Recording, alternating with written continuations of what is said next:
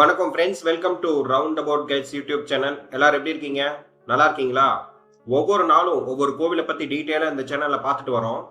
இன்னைக்கு நம்ம பார்க்க போற திருக்கோவில் சென்னையில் உள்ள நவக்கிரக கோவிலில் கடைசி நவக்கிரகமான சுக்கிரனுக்கு உரிய தலமான அருள்மிகு வெள்ளீஸ்வரர் திருக்கோவில். இந்த கோவிலை பத்தி டீட்டெயிலா தெரிஞ்சுக்கலாமா? துர்க்கையிடம் பிரயோக சக்கரம் இருக்கிறது. துர்க்கையை இத்தகைய கோலத்தில் காண்பது அரிது. இத்தல விநாயகர் நெற்கதிர் விநாயகர் என்ற திருநாமத்துடன் அருள்பாலிக்கிறார். சுவாமி விமானத்தில் என் திசை அதிபர்கள் சிற்பம் இருக்கிறது.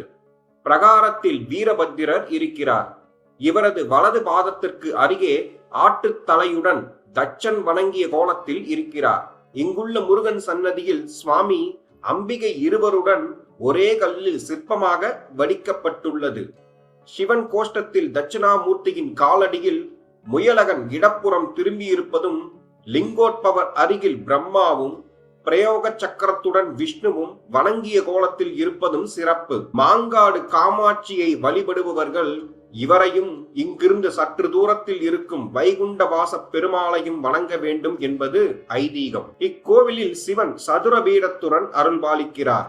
துவாரபாலகர்கள் கிடையாது. சுக்கராச்சாரியாருக்கு வெள்ளி என்று மற்றொரு பெயரும் உண்டு. சுக்கராச்சாரியாருக்கு காட்சி கொடுத்ததால் இங்கு சிவன் வெள்ளீஸ்வரர் என்ற பெயரிலேயே அருள்பாலிக்கிறார்.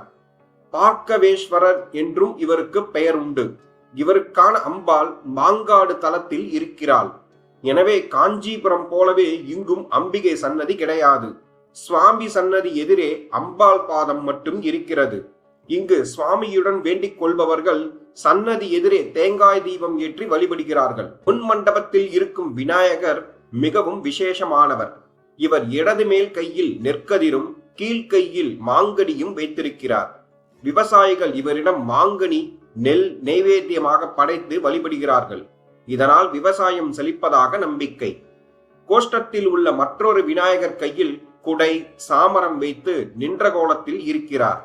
இவ்வாறு இத்தலத்தில் 2 வித்தியாசமான விநாயகர்களை தரிசிக்கலாம். இக்கோவிலின் தல வரலாறை பார்ப்போம்.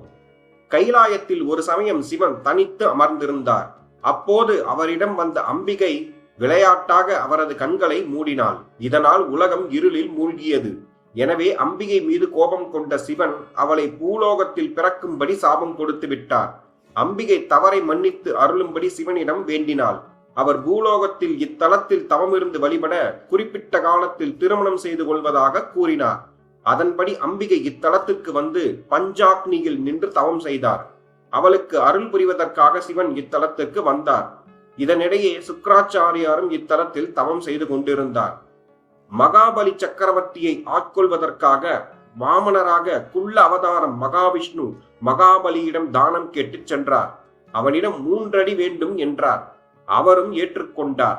அப்போது அவரது குலகுருவான சுக்கராச்சாரியாருக்கு வந்திருப்பது திருமால் என்று தெரிந்துவிட்டது. எனவே மகாபலியிடம் தானம் தர வேண்டாம் என்று தடுத்தார். ஆனால் மகாபலி கொடுத்த வாக்கை மீறமாட்டேன் என்று சொல்லி அவர் கூறியதை கேட்கவில்லை. அவன் திருமாலுக்கு 3 அடியை கொடுப்பதற்காக தாரை பாத்திரத்தை எடுத்தார். மனம் பொறுக்காத சுக்கராச்சாரியார் வண்டு வடிவம் எடுத்து தாரை பாத்திரத்தில் நீர் வெளியேறும் துளையை அடைத்தார். அப்போது வாமனராக வந்த திருமால் ஒரு தர்பை புல்லை எடுத்து சுக்கராச்சாரியாரின் கண்ணில் குத்தினார். அதன் பின் 3 அடியில் 3 உலகையும் அளந்தார் விஷ்ணு. இவ்வாறு கண் பார்வை இழந்த சுக்கராச்சாரியார் மீண்டும் பார்வை கிடைக்க இத்தலத்தில் சிவனை வேண்டி தவமிருந்தார். அம்பிகைக்கு காட்சி கொடுக்க வந்த சிவன் முதலில் சுக்கராச்சாரியாருக்கு காட்சி கொடுத்தார்.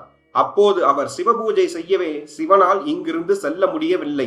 எனவே இங்கிருந்தபடியே அம்பிகையிடம் அசரீதியாக காஞ்சிபுரத்தில் தவம் செய்யும்படியும் அங்குதான் காட்சி தருவதாகவும் கூறினார். அதன்படி அம்பிகையும் காஞ்சிபுரம் சென்று தன் தவத்தை தொடர்ந்து பின் சிவனருள் பெற்றாள். சுக்கராச்சாரியாருக்கு காட்சி தந்த சிவன் இங்கு எழுந்தருளி இருக்கிறார். இக்கோவிலின் மூலவர் வெள்ளீஸ்வரர், பார்க்கவேஸ்வரர், தலவிருச்சம் மாமரம், தீர்த்தம் சுக்கர தீர்த்தம். கோவில் திறந்திருக்கும் நேரம் காலை 6:30 முதல் 1 மணி வரை, மாலை 4:30 முதல் இரவு 9 மணி வரை திறந்திருக்கும். இக்கோவில் சென்னை கோயம்பேட்டில் இருந்து 15 கிலோமீட்டர் தூரத்தில் மாங்காடு உள்ளது. மாங்காடு அம்மன் கோவிலில் இருந்து 1 கிலோமீட்டர் தூரத்தில் இந்த வெள்ளீஸ்வரர் திருக்கோவில் அமைந்துள்ளது. மீண்டும் ஒரு நல்ல பதிவில் உங்களை சந்திக்கிறேன். இந்த வீடியோ உங்களுக்கு பிடித்திருந்தால் லைக், ஷேர், சப்ஸ்கிரைப், கமெண்ட் செக்ஷனில் கமெண்ட் செய்யவும். நன்றி, வணக்கம்.